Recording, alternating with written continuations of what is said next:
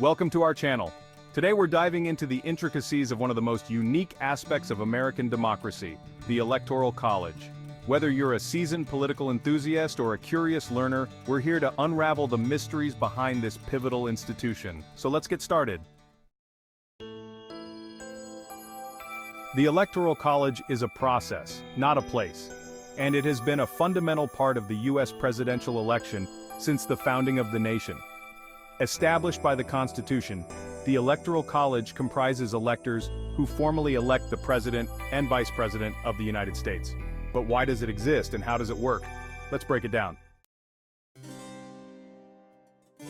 The origins of the Electoral College date back to the Constitutional Convention of 1787.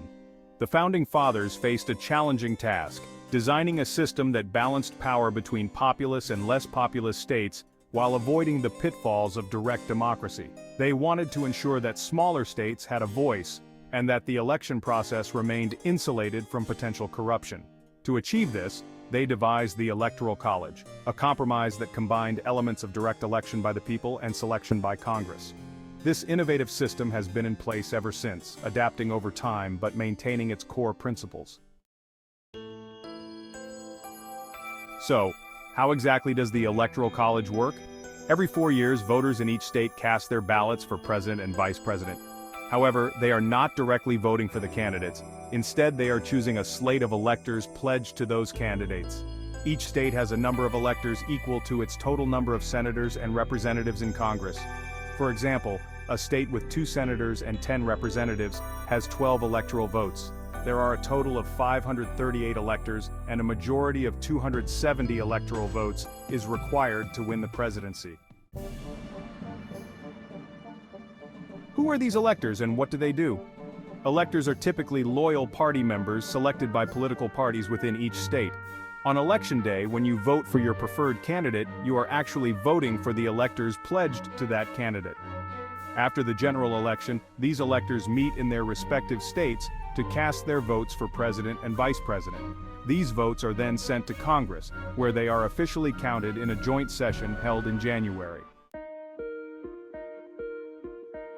Most states use a winner-take-all system, where the candidate who wins the majority of the popular vote in that state takes all of its electoral votes. This system can lead to scenarios where a candidate wins the popular vote nationwide but loses the Electoral College, a situation that has occurred 5 times in U.S. history. However, Maine and Nebraska use a proportional allocation system where electoral votes can be split between candidates based on their performance in congressional districts and statewide. The Electoral College is not without its controversies and criticisms. Some argue that it gives disproportionate power to smaller states and swing states, while others believe it undermines the principle of one person, one vote.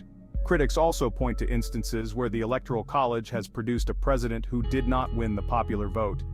Despite these criticisms, supporters argue that the Electoral College promotes a balance between state and federal interests, and encourages candidates to campaign across the entire country, not just in populous urban areas. Over the years, there have been numerous proposals to reform or abolish the Electoral College. Some advocate for a national popular vote system, while others suggest changes to the allocation of electoral votes. The National Popular Vote Interstate Compact is one such initiative, where participating states pledge their electoral votes to the candidate who wins the national popular vote. These debates continue, highlighting the complexity and significance of the Electoral College in American democracy. The Electoral College remains a cornerstone of the U.S. presidential election process. While it has its critics and complexities, it reflects the nation's commitment to balancing the diverse interests of its states and citizens. As we look to the future, the Electoral College will undoubtedly continue to be a subject of discussion and debate. Thank you for joining us on this journey to understand the Electoral College. If you found this video helpful, don't forget to like, share, and subscribe for more insightful content. And as always, feel free to leave your thoughts and questions in the comments below.